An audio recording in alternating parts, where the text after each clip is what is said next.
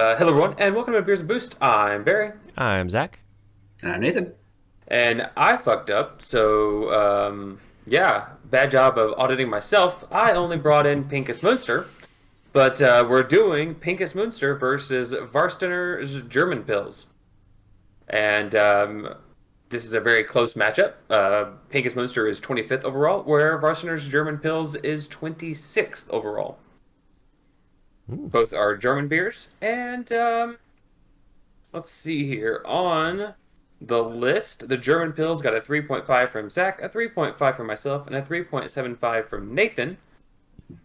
Where the Pincus Munster got a 3.5 from Zach, a 4 from me, and a 3.5 from Nathan. So, very, very close. Very. But before we get into the reviewing of the beers, do you guys want to talk about some beer news for the first time in a while? Sure. Sure. So, Zach, you sent over a nice little article that's really interesting. But first, let's talk about something a little local. And that would be that, first of all, let's find the article that you sent me I totally from already forgot about that. Carlsberg. But something a little local. A couple of weeks ago, the U of A announced that they're going to start doing a introduction to brewing and fermentation, which now this was originally the U of A Fort Smith was going to offer this as a partnership with Core. And I don't know if it ever actually went into fruition, but I think now, it has. okay. But now you can do it as a U of A student. You do have to finish biology 101, 102, and chemistry 101 and 102, I think, were the prerequisites for it. So you can't just be like, oh, a freshman, I'm going to go learn how to make beer right now. You got to go, you have to have some knowledge because there is chemistry to water, there is chemistry and biology to fermentation and how yeast reacts and the reaction between pH levels, acidities, and flavor balances. And there is a science to brewing. It's not just throwing everything into a pot and hoping something sticks. So maybe that'll help out the local area a little bit, and we can have some more We beer making. we have plenty of knowledge. It's so easy. Like, Leonard Maltin, he hosts a movie, history of movies class at USC. And he just brings in directors and they show films that aren't even out yet. Like, Oh, nice. I think they saw, what's his face? David Leitch came in and just showed him John Wick before it ever came out. Like things like that. Different types of movies, all kinds of genres, that kind of thing. Well, we kind of have the same thing here in Northwest Arkansas. You could have a new brewer come in each week and give a talk about what their thoughts are and approaches. So, Absolutely. Yeah. Well, Brightwater up in Bentonville, it's got sponsorships from Walmart and the Walton Foundation and the museum and the Amazium and all kinds of. It's a culinary ordeal, culinary school, but not only. It's a kind of a cultural aspect. But they have a culinary school, they have a culinary program, but they also partner with Bentonville and Bike Rack Brewing. Bike Rack brews up there in that location. So I mean, you could easily partner that in with something. There's lots of knowledge in this area, which is pretty cool. So Definitely. and now there's going to be more. Um, the other thing that's out there in the world is Carlsberg, the Volkswagen Beetle of the World War beer. They are issuing a green fiber bottle. So it is going to be, according to them, two different prototypes for a sustainable paper bottle for beer. So the two new prototypes, let's see here, both are made from sustainably sourced wood fibers, fully recyclable, and have an inner barrier to allow the bottles to contain the beer. One prototype uses a thin recyclable PET polymer film barrier, and then the other one doesn't really state the other one. It just says they have two versions. So I guess they're maybe using two different types of recyclable materials to see which one works out better. But they are put down as one of the biggest breweries in the world, and also they put down on their six pack maybe the best beer in the world. Like, I mean, they're extremely popular. They send it out everywhere. They're a backer of Liverpool. That's some big money and some big time dealings in this. So I mean, if you can get one of the biggest breweries in the world to go to a fully recyclable, easy production thing, then we're looking at hopefully, again, the technology becomes cheaper, just like with EVs, and we can get to a greener world, especially in beer, because beer uses so much water. Mm-hmm. So, Yeah, I think from what I remember on the article, the bottles they'll last about a year before they start to degrade because they are biodegradable. But Mhm. Well, you want to drink it before a year anyway. So yeah, I don't think you're gonna Yeah. cellar age a Carlsberg Pilsner.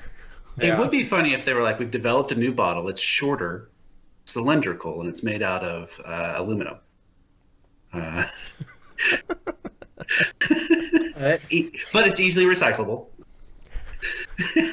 But I think also the idea behind this is these are biodegradable, in that if you somehow, like, it falls out of the recycling truck or somebody just throws it away in litters, it will degrade over time, which would be nice. Yeah, So, better than a glass bottle that's just gonna shatter and then cut someone open in 3 years with God knows what kind of diseases and infections on it.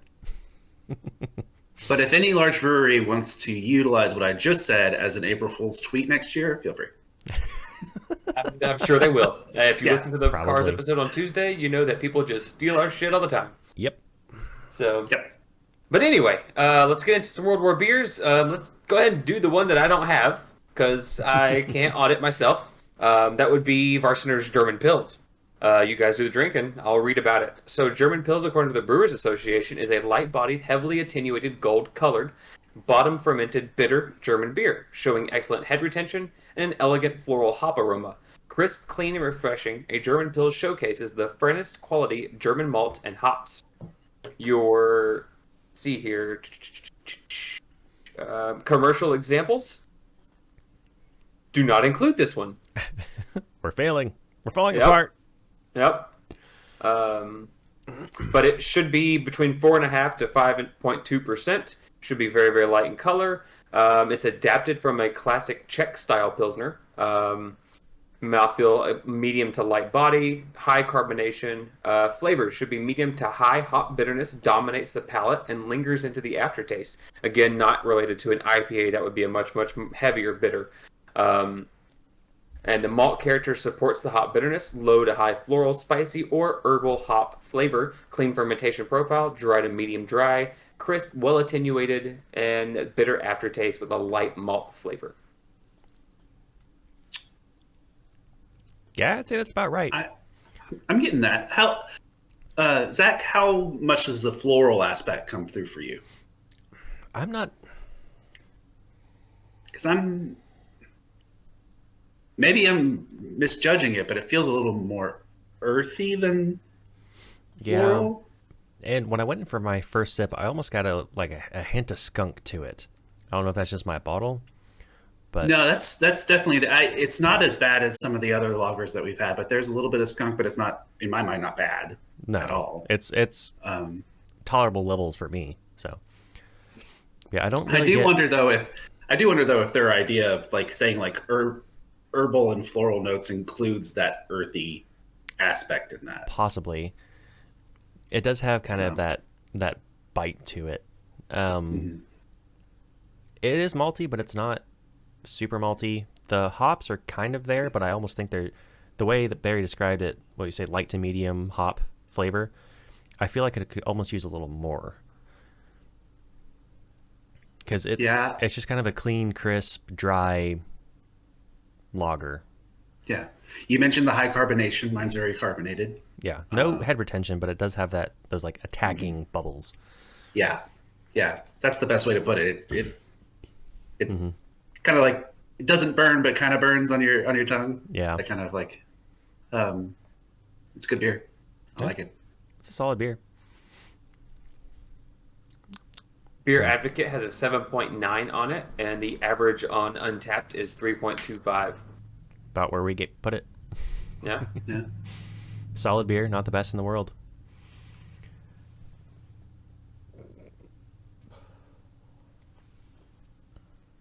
Any more to say about it, or do you want to move over to the Pinkus? That's kind of it. It's fairly, it's pretty simple beer.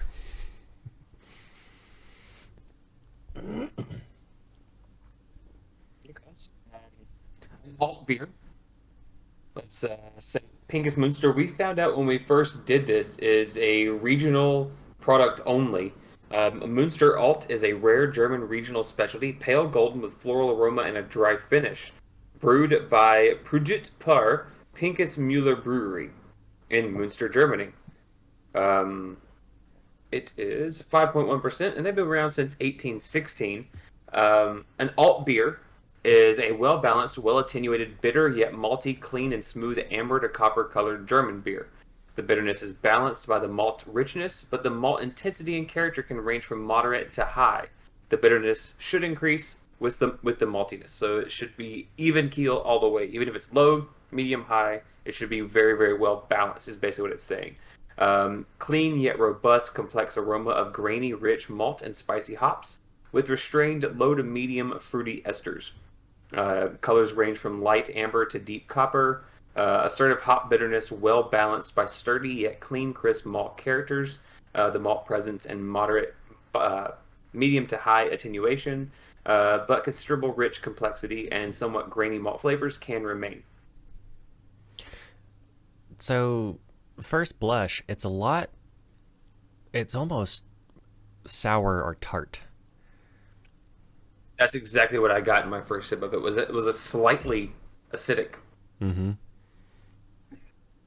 It's almost hard to get the other flavors out of it because I'm kind of getting that one note. It's a good, like, tart note, but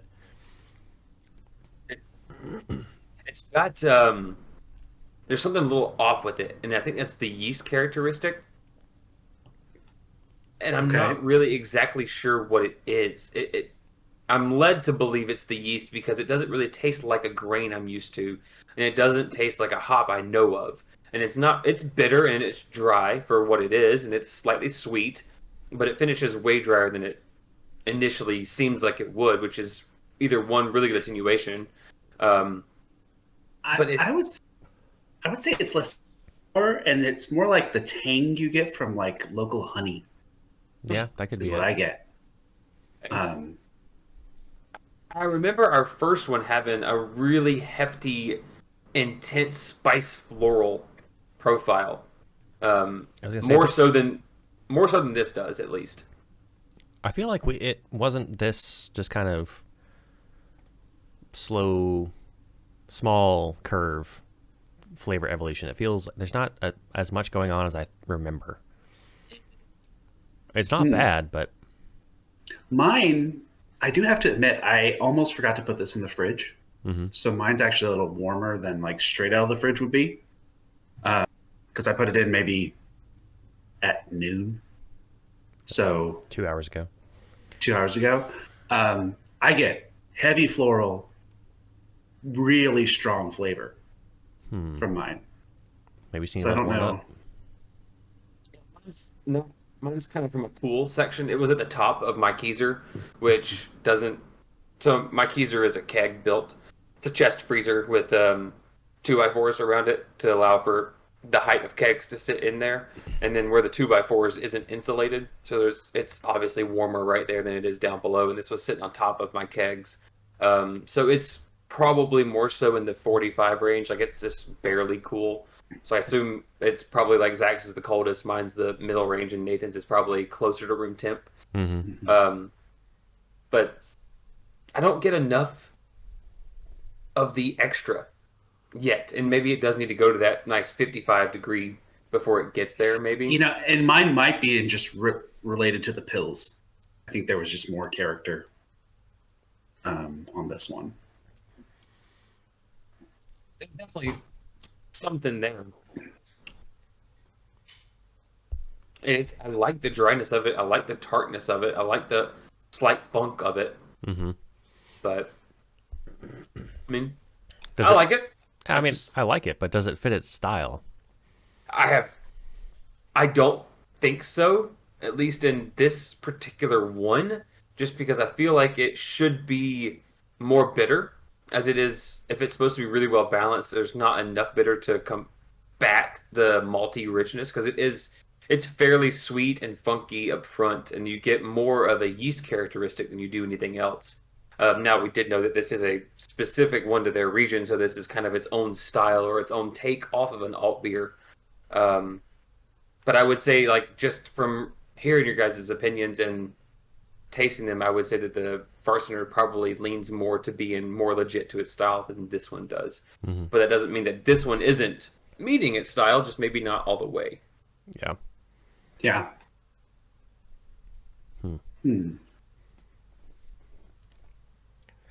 Which one are you going to choose, Barry? Honestly, I like the sound of the Farsener German pills.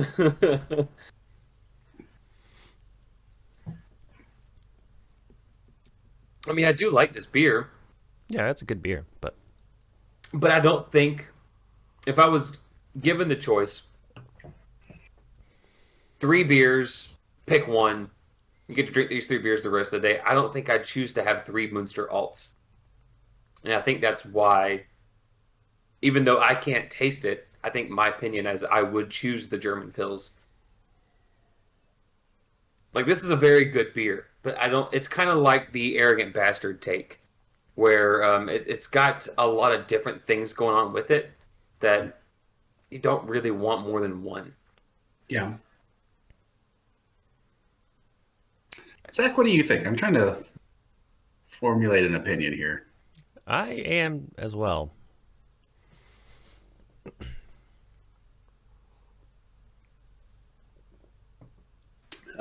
Sorry for the dead air. So I've noticed in editing, we have this dead air, and when we're here, it feels so long. But then I go back to edit, and I was like, oh, that was like 2 seconds. That was fine. Yeah. They're both really good beers, but I almost question if they even should be in this tournament. Some of the other beers that we've had that have just blown us away, I'm not getting that from these now, like I felt we did initially building the bracket. I think you are correct in an aspect, in the sense that we did limit ourselves to one per brewery. Mm-hmm.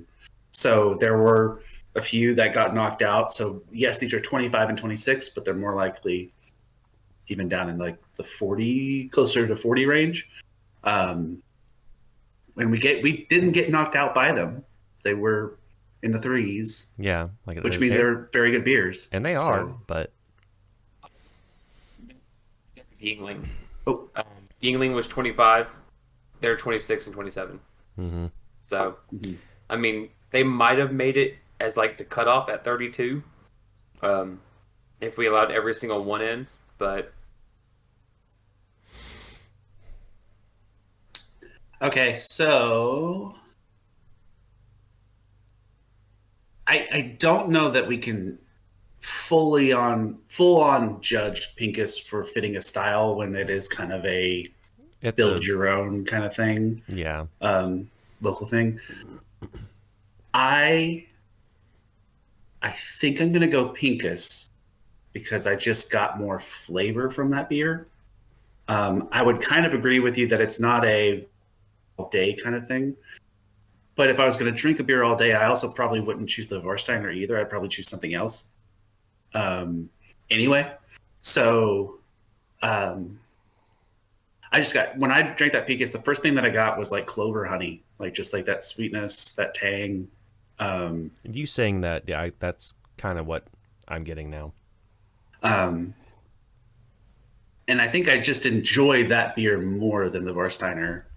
So all things being even, not being able to really weight one or the other based on the way they're made, in my mind at least, I'm going to go Pinkus.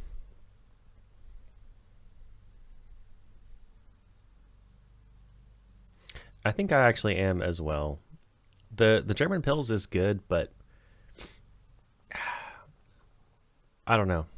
There's something about it. Maybe it's just that funk. I'm always a little put off by the skunky funk.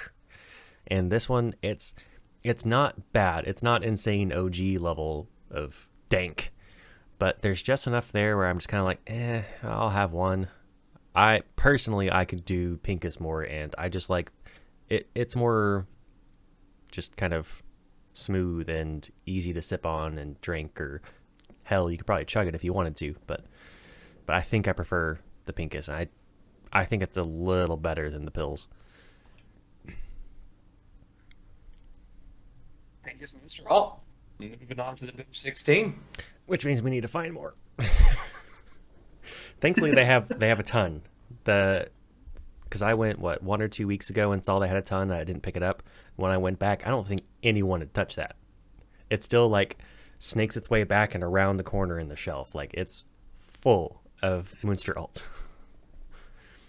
And they're like, well, we'll put out all 24. Yeah. Yeah.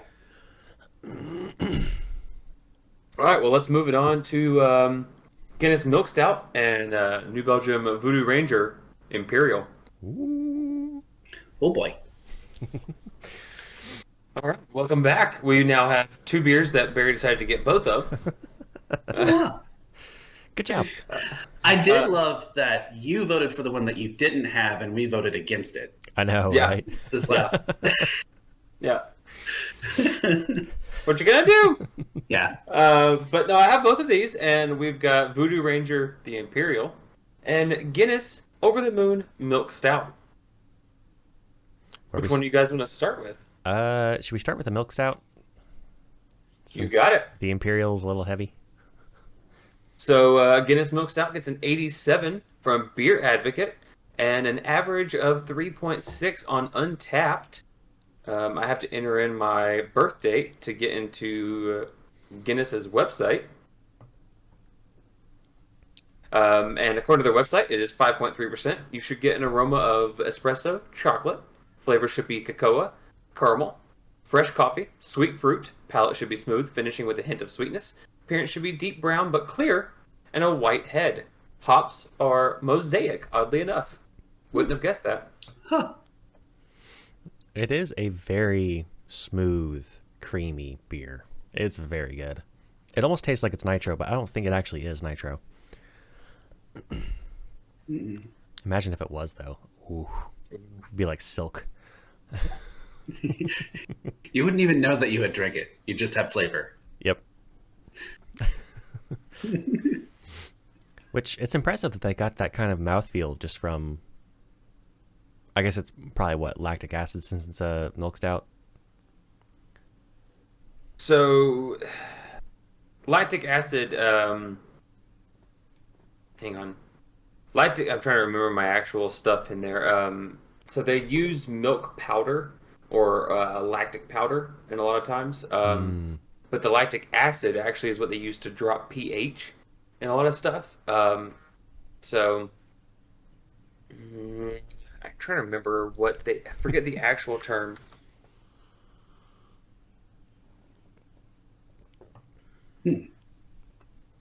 Well, their description of the beer is quite accurate. There is a little hint of coffee. It's quite chocolatey, almost caramelly. Lactose Powder. Lactose powder. Yeah, that's what I was thinking. This particular recipe I found online for brewing it uses a whole pound for 5 gallons. That's a lot of milk powder. Woo. That's That's a lot. wow. Yeah. But a Brewers Association definition for a milk stout or a sweet stout.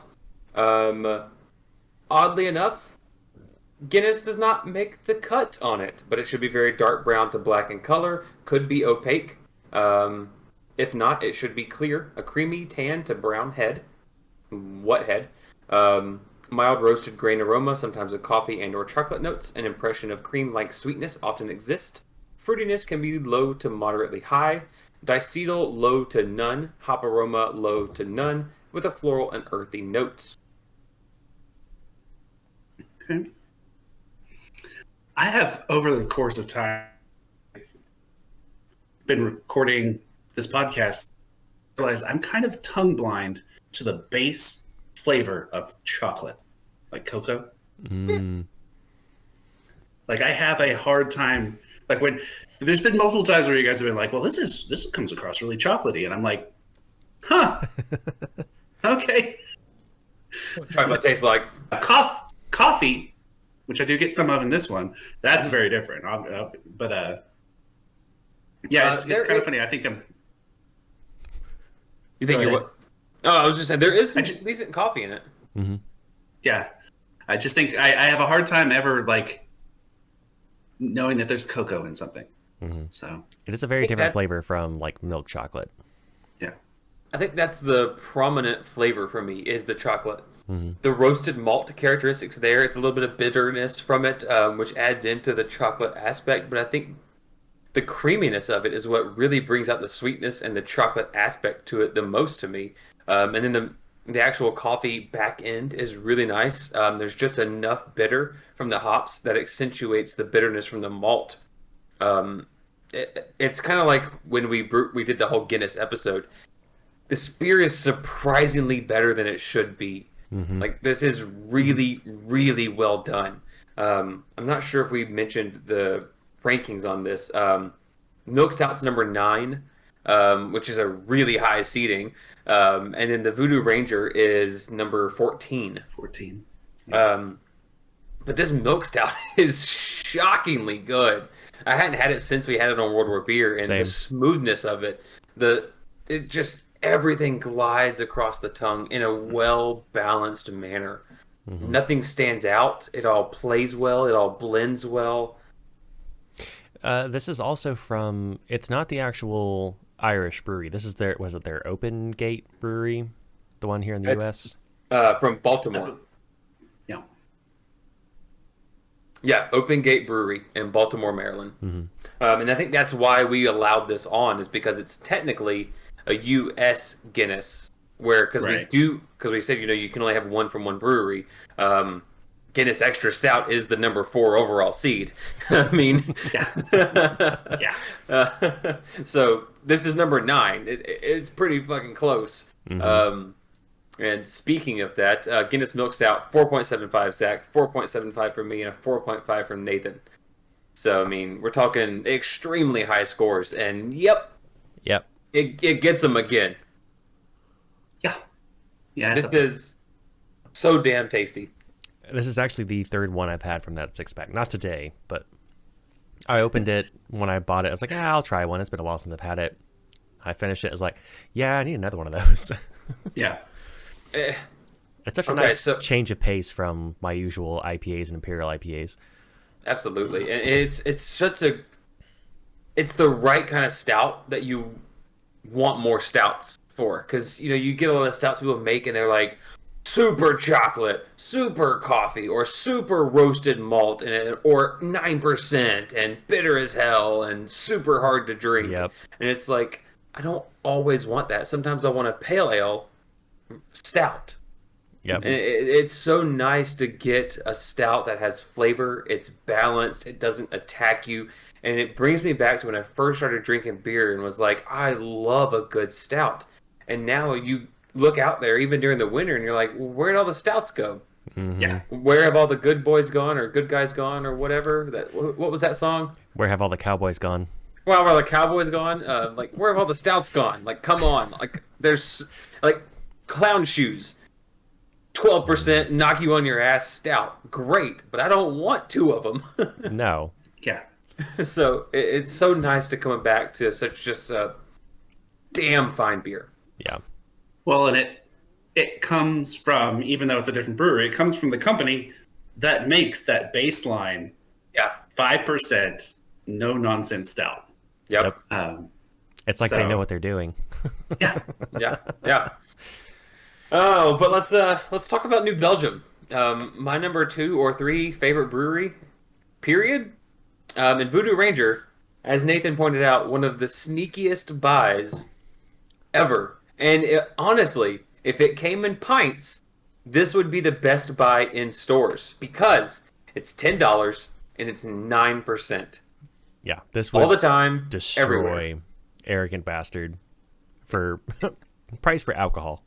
Yeah. Yeah. If it came in pints, oh boy. Let's see here. Voodoo Ranger on their website, light gold, some particulate, and substantial white foam. No, I'm sorry, New Belgium. That is not substantial. I don't see It some is. particulate either. No, mine's very clear. Yeah, mine's Very super clear. clear. Aroma should be strong pine, followed by citrus, grapefruit, and orange, and grass, herbal hop notes, and a light stone fruit, graham cracker, and bread dough. Flavor, initial sweetness, moving quickly to bitter that lingers alongside a pleasing sweetness. Mouthfeel should be coating and warming with a medium to full body. It's 9%, 250 calories, 70 IBUs. Uses their house ale yeast. They use pale and black malts, so that's really nice. That's how they get that really nice golden color. And then their hops are Delta, Bravo. No, I'm not saying your what you call it, but Delta and Military Bravo. alphabet. They use Centennial, Cascade, Calypso, and Mosaic hops. And I have to Hops. say, I've never used Calypso, I've never used Bravo, and I've never used Delta. But here we go. That's what they say. And as I'm not even going to go into the IPA Brewers Association guide because that's just stupid to look at because it literally says anything bitter can be an IPA. And this is an Imperial. It's 9%, which does meet the qualifications of an Imperial. Should be a double IPA, which is 8% and higher. Yeah, it says 9%. It clearly meets it, and it should be very bitter. Yes, it clearly meets it. So past that, it's up to you and your personal preference of what you like with IPAs. Go ahead. I would like to state that I feel like the description that New Belgium wrote of this beer was written by a lawyer, because if you break down what you read to us, this beer could taste like anything. Mm-hmm. Like it covers floral, citrus. There could be some particulate. Maybe there isn't. Who knows? Like it's light but full flavored, full bodied, but also light on the tongue. And it's just like, no. May or may not contain alcohol. Yes. Could vary from clear crystal to dark brown. No, but it doesn't say that. But it's just one of those like, and maybe because they used all of those hops and all of those things, they're just like, this could happen with any batch we have. So let's keep an open mind here. A lot of hops. I mean, this beer stands up to, or Two Hearted stands up to this beer in terms of just how good it is, and Two Hearted is one hop. I have to say that I would actually probably pick this over Two Hearted. I have. But Two Hearted is not a double IPA. No. Two Hearted is a high ABV IPA. So technically it's a different style. But if I was handed a Voodoo Ranger and a Two Hearted and I didn't care about driving or whatever, somebody just said, hey, you want an IPA, I would probably pick the Voodoo Ranger just because I like the flavor profile of this more. But I have to go back to their website and kind of make a joke with you, Nathan. I don't get graham cracker or bread dough at all. There is no malt to this. This is this is herbal spicy, pine, citrusy, and then nothing else. Like I don't get stone fruit, I don't get grass. Yeah, that one threw me for a loop. I don't get that anywhere. Yeah. But that doesn't mean this is bad. This is consistent buy. The grass belongs to Sierra Nevada, and they're not giving it up. Like, yeah. No, I would have to think of. I might go with this one over Two. Might have to think about it for a second. Like, what am I in the mood for? That kind of thing. Because Two Hearted, it is one of those like. I love almost any type of pizza. You know, give me a Chicago deep dish. Give me, any kind. I'll enjoy the crap out of it. But Two Hearted is almost like, no, we're making a Neapolitan pizza. It is going to have dough, sauce, and some mozzarella, and that's it. Great, but that's all you get. Oh yeah, it'll be amazing. But we don't make anything else. Yeah, it's like it's like those barbecue food trucks that only serve pulled pork sandwiches. We don't make anything else. It's just also you don't get drinks with it. Like it's just the sandwich. Just give me a pulled pork sandwich on a bun, Memphis style, and I'm done. I'm good. That sounds really good now. I haven't eaten today. Now I need to find me a pork butt to roast. Anyway, back to the beer. And I have an idea for when World War Beer is over. We're gonna have our favorite IPAs on. It's not gonna be an IPA blind taste testing. We're just gonna get back to regular. and we're gonna change up our grading a little bit, and we're gonna have our favorite IPAs on, and we're gonna pick our favorite IPA. And it's not so much just like we're gonna review them. We're gonna review them, but Okay, you look like Barry, but you sound like Disney because this will end in death. it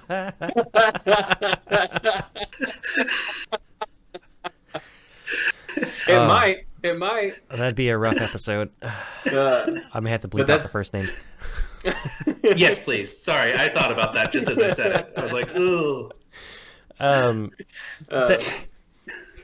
I get this beer so often, and I'm never disappointed with this beer. There are some flavors in there cranked up. There are some subtleties, but everything works so well. It's so easy to drink for an Imperial IPA. Yeah. How many Imperials have you had that's like fucking arrogant bastard where it just hits you with hops? Mm-hmm. It just tastes like hops. There's nothing else happening.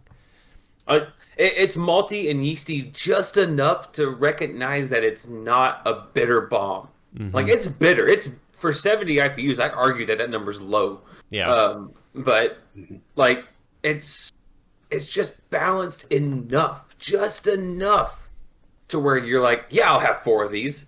I shouldn't, but I will. Right. I have. I've regretted it. If you're having 4 of these in a night, set an alarm to go off every hour. That way, you know, at least an hour's gone by before you've had another one. Yeah. And drink a glass of water before you have the next one. Yeah. Yes. Drink a glass of water, eat a loaf of bread, then have another one. An entire loaf. An entire loaf. We're You talking still get drunk. one but of those like dense loaves, not some light fluffy thing. The one that's like this big but weighs like 10 pounds. Right. your ration. Yeah. But forget where I was going with this. Anyway, back to the milk stout. This is a lot tougher than I thought it would be. Oh, wow. I get Voodoo Ranger so often, I just thought it would be an instant pick, but I really don't know. Wow. That milk stout is awesome. That is a tough pick. Like, my IPA bias wants to come in and be like, well, duh, IPA. But actually drinking the milk stout, I'm like, that's a fucking great beer. I think At the moment, I have my pick. the milk stout just might be a more pleasurable drink.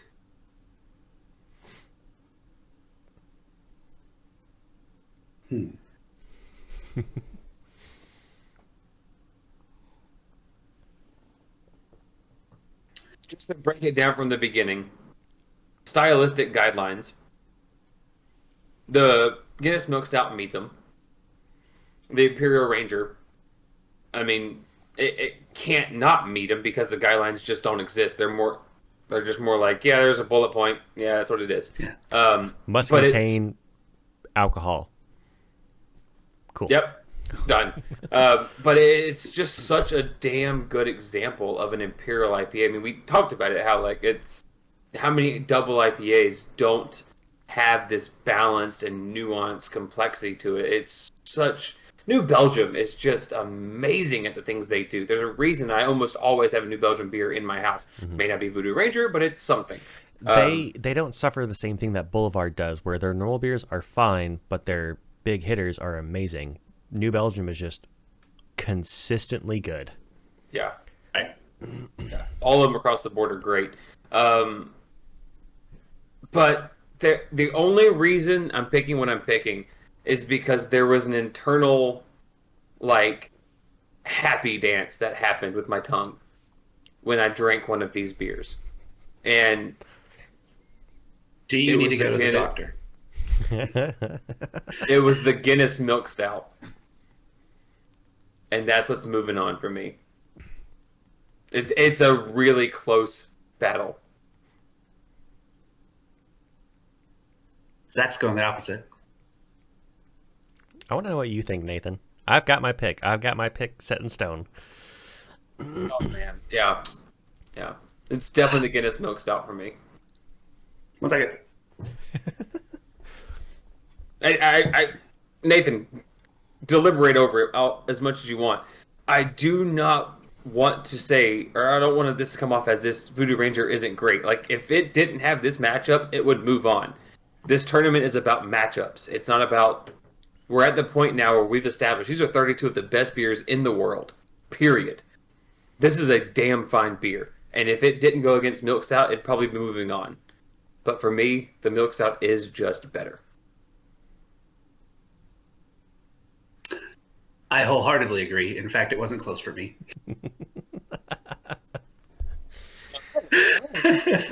After I sipped it a few more times, and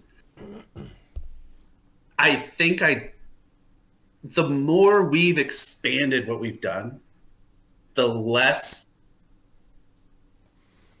I actually think I've developed an anti-IPA bias.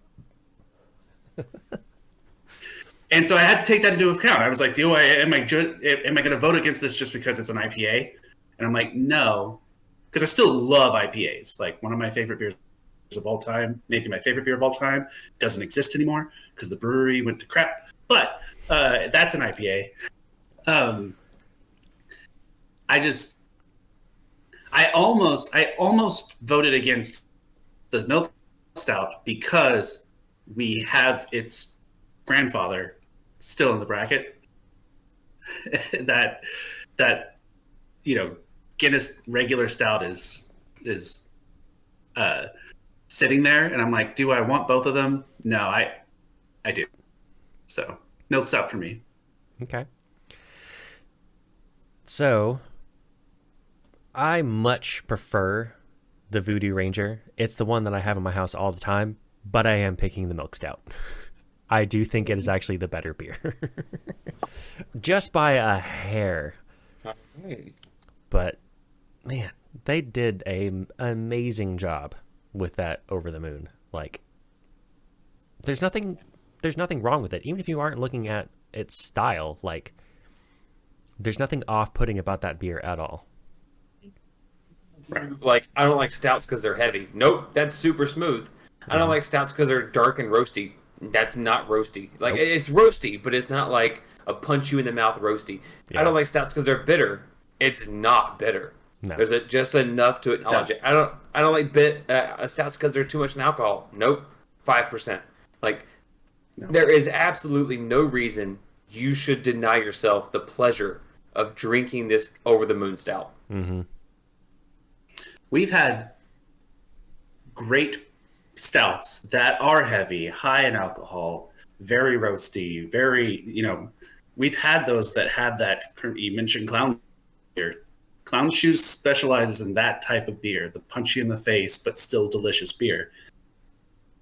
The best stout, in my mind, is still your base Guinness, and that is 5%. Like, and this follows in that lineage. It's simple. We just want a conveyance for flavor. It's not going to be heavy. People see dark beer, they think heavy. We know that's not the case. Yeah. If you want to have the lightest beer in the world, have a Dunkel. So Yeah. I love this beer. Mm-hmm. So I love both of them. I hate to see Voodoo Ranger knocked out, but Yeah, I'm that with Milk you. Stout. Oh, it's funny. Before we recorded, I had a conversation with Eileen about because she just randomly built me a 6-pack when she saw at Fresh Market when she saw it was just like $9 for any 6, like just throw them in there. And 3 of the 6 I believe were IPAs, maybe 4. And she goes, "Well, I know you're a huge IPA fan." I'm like, actually, having been in the podcast for this long, I like it all. Like there's no. I was like, you could have probably, and as long as they weren't bad, like I'd probably enjoy it.